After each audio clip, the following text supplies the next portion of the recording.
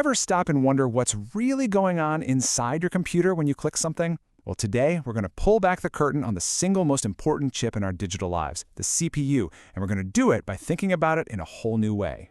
I mean, think about it. It's something we do thousands of times a day. You tap an icon, and a whole universe of activity just happens. But how? How does a chunk of metal and silicon actually translate that simple command into, opening your browser or playing a video? Well, believe it or not, the best way to wrap your head around it is to imagine your CPU is a chef. A ridiculously fast, microscopic chef working in a tiny kitchen. And the program you're running, that's just a recipe it's following, line by line, step by step. This little analogy, that's going to be our guide through this whole explainer. All right, so let's step inside this kitchen, shall we? Just like any fancy restaurant, it's not a one-person show. Oh no, it's a whole team, a well-oiled machine where everybody has a very, very specific job to do. And these kitchen roles, they map perfectly to the CPU's real components. You've got the control unit, who's basically the head chef, calling the shots, directing traffic. Then there's the ALU, that's the sous chef, the one doing all the heavy lifting, all the math, all the logic. And the program counter? Just think of it like a bookmark in the cookbook, always pointing to the very next step in the recipe. Now, obviously, a chef can't just hold all the ingredients at once. That'd be chaos. They need a system, right? A way to handle ingredients and instructions efficiently. So they use these small, temporary holding spots, like little trays and sticky notes right there on the countertop for instant access. And here is that system in action. The MAR, or Memory Address Register, that's like a post-it note with the pantry shelf number written on it. The MDR, the Memory Data Register, that's the actual tray you use to carry the ingredient back. And the Instruction Register, the IR, that's like you've copied a single step of the recipe onto a little whiteboard, so the chef knows exactly what they're supposed to be doing right this second. Okay, so we've met the staff, but how do they actually cook? Well, they follow this simple three-step dance, a rhythm that repeats itself billions of times a second. And this is the absolute heart of what a computer does. It's called the fetch, decode, execute cycle. Sounds fancy, but it's dead simple. First, the head chef fetches the next step from the recipe book. Second, they decode it. They figure out, okay, this says to add 2 eggs. And third, they hand it off to the sous chef to execute the task, who actually does the work. Fetch, decode, execute. That's it. That's the whole game. And here's the really crucial part. This isn't something that happens every now and then. This simple loop is the very heartbeat of your computer.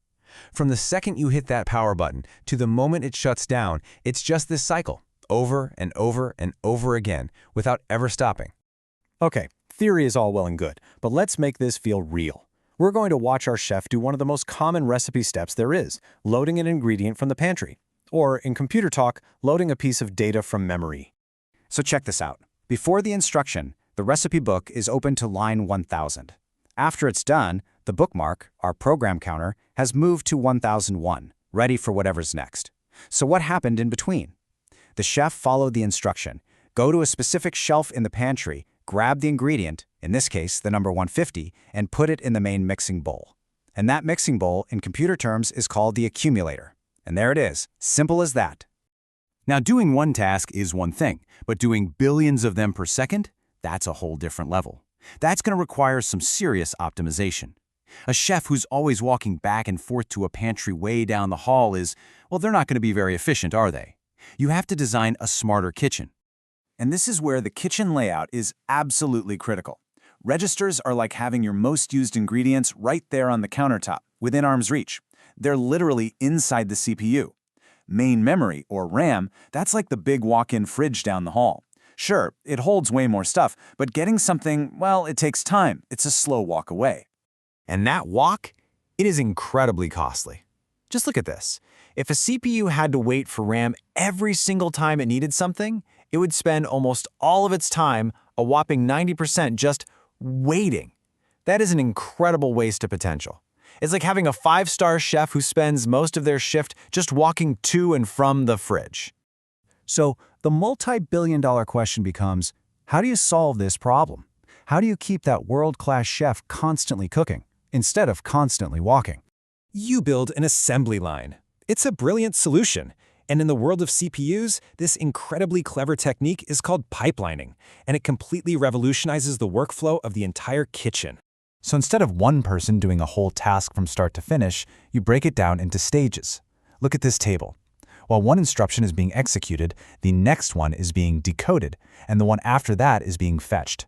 It's like having a different specialist for each step, fetching, decoding, and executing, all working on different parts of the recipe at the exact same time. And here's the magic.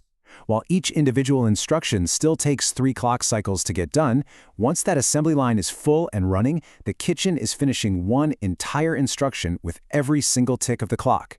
The throughput, the number of meals coming out of the kitchen per hour, it just goes through the roof. It's a game changer. Okay, let's zoom back out for a moment. We've been looking at some really tiny microscopic details, but these little design choices, they have massive, real-world consequences for what a computer can actually do. Take one of those little sticky notes we talked about, the memory address register, or MAR. You know, the chef's address book.